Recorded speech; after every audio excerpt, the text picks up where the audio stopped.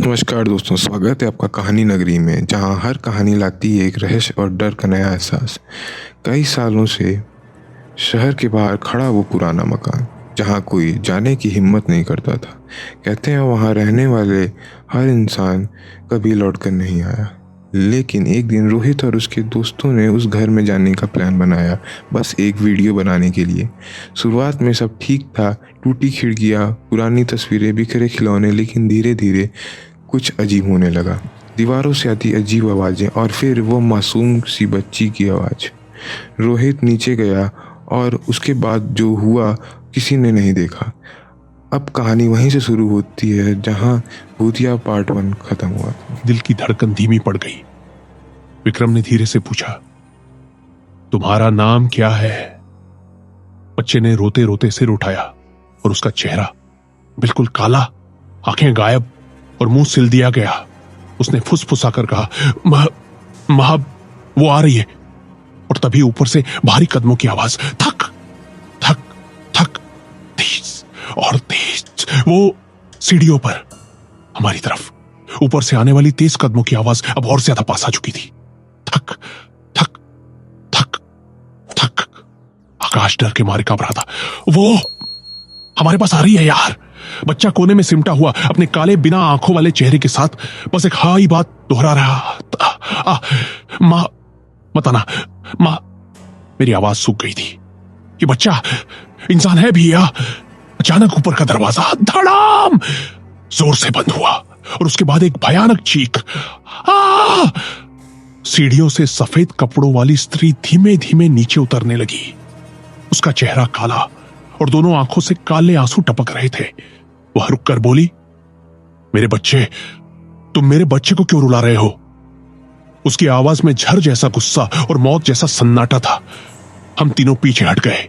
मैंने हिम्मत जुटाकर कहा, हम बस मदद करने आए हैं। उसने गुस्से से कदम बढ़ाए। मदद? मदद तब कहा थे तुम जब मेरे बच्चे को उसके ही पिता ने मार डाला। और उसके हुए बोला, क्या पति ने? उस औरत की काली आंखों में आग सी जल उठी। हाँ, वो शराब पीकर हर रात हमें मारता था। उसने मेरे लाल को दीवार पर दे मारा। हम सब स्तब्ध। उसके शब्द हर दीवार से टकराकर गूंज उठे। मैंने रो रो कर आसमान से ममदद मांगी और आखिर मैंने उसे यही मार डाला। उसकी उंगलियों के नाखून धीरे धीरे लंबे और धारदार होने लगे। अब तुम बताओ, तुमने मेरे घर में कदम क्यों रखा? हम चुप। जवाब जैसे हवा में खो गया। बच्चा बदला चाहता है, बच्चे ने कांप कर कहा, मां, इनको भी मत छोड़ना, हम दंग। ये बच्चा जिंदा नहीं है? विक्रम बुदबुदाया। वो छोटा सा शरीर धीरे धीरे खद्दा हुआ। उसके सिलाई वाले मुंह से खून रिसने लगा। उसने कहा, पापा को भी यही दफनाया है। उसने तहखाने की जमीन की ओर इशारा किया। वहां मिट्टी ताजी थी और कुछ जगह से हड्डियां झांक रही थी। हम डरे पर दिमाग काम कर रहा था। मैंने कहा, तुम दोनों यहां फंसे हो, इस घर से बाहर नहीं जा पा रहे, है ना? स्त्री ने धीमे से कहा, वह मेरी आत्मा को बंद करके गया है, मैं बाहर नहीं जा सकती। अब मुझे खेल समझ आने लगा। इस घर में सब बंद है, रोना, दर्द, आत्मा, सब। भागने की कोशिश। मैंने दोस्तों को इशारा किया, दौड़ो। हम सीढ़ियों की ओर भागे, पर कमरा घूमने लगा, दीवारें बदलने लगी और हम तीनों अलग अलग दिशाओं में जा गिरे। मैंने आंखें खोली। मैं अब घर के ड्राइंग रूम में था। चारों तरफ पुरानी तस्वीरें लगी थी। हर तस्वीर में सीता का पति, पर हर तस्वीर में उसकी गर्दन टूटी हुई दिखाई दे रही थी। फर्श से अचानक लंबे हाथ निकलकर मेरे पैरों को पकड़ने लगे। मैं चिल्लाया, विक्रम, आकाश! पर आवाज अंधेरे ने निगल ली। उसी समय आकाश की चीख सुनाई दी, राहुल, बचाओ! मैं आवाज की ओर भागा, पर बीच में दरवाजा अपने आप बंद। अब कमरे में सिर्फ मैं और कोई और।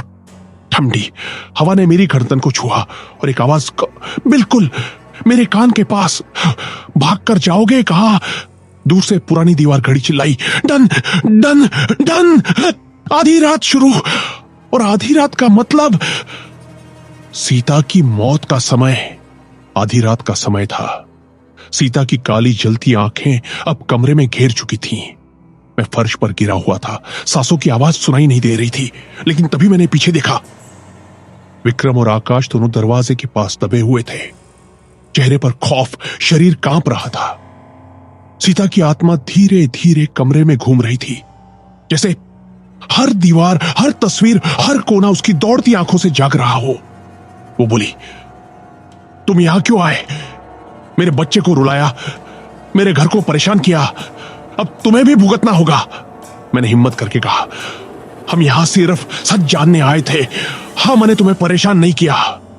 उसने हंसी में जवाब दिया, सच, कोई भी आज सच लेकर नहीं आता, सब वही पाता है जो मैं देती हूं,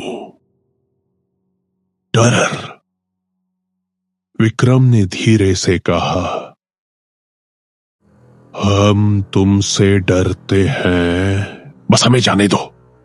सीता की आत्मा धीरे धीरे मेरे पास आई और अचानक उसके काले आंसू मेरे चेहरे पर टपक गए। मैंने महसूस किया, यह कोई भूत नहीं, यह एक मुक्त ना हुई आत्मा है जो अपने बच्चे की हत्या और अपने दर्द से जिंदा थी। तहखाने का रहस्य, बच्चे की रोने की आवाज अब तेज थी। हमने देखा, तहखाने की मिट्टी खुद ब खुद हिल रही थी और अचानक एक छोटा सा कंकाल उभर आया। बच्चा सच में मर चुका था। उसकी आत्मा यहां फंसी हुई थी और पिता का हत्यारा, सीता का पति, इसी घर में दफन था। सीता की आंखों में आग और दर्द दिखाई दिया। वो धीरे धीरे मेरे पास आई, लेकिन इस बार उसके हाथ खाली थे। उसने फुसफुसाया, मैं सिर्फ उसे ढूंढ रही थी जो मेरा बच्चा नहीं लौट सकता। मैं अब किसी को नुकसान नहीं दूंगी। रहस्य खुला। मैंने महसूस किया, सीता की आत्मा अब शांत हो रही थी। उसकी आंखों की आग कम हो रही थी, जैसे कोई दर्द अब मुक्त हो रहा हो। आकाश और विक्रम ने भी मुझे देखा। हम सब धीरे धीरे पीछे हटे। तहखाने का दरवाजा अपने आप खुल गया। हवा अब गर्म लग रही थी, अंधेरा कम हो रहा था। हमने तुरंत घर से बाहर कदम रखा और देखा, गांव की गलियों में सन्नाटा अब पहले जैसा नहीं था। भूतिया घर अब खामोश था। तो दोस्तों, अगर ये डरावनी कहानी आपको पसंद आई तो इसे लाइक करना मत भूलना, अपने दोस्तों के साथ शेयर जरूर करना और अगली डरावनी कहानी सबसे पहले सुनने के लिए हमारे चैनल को सब्सक्राइब कर लो, क्योंकि असली डर अभी बाकी है।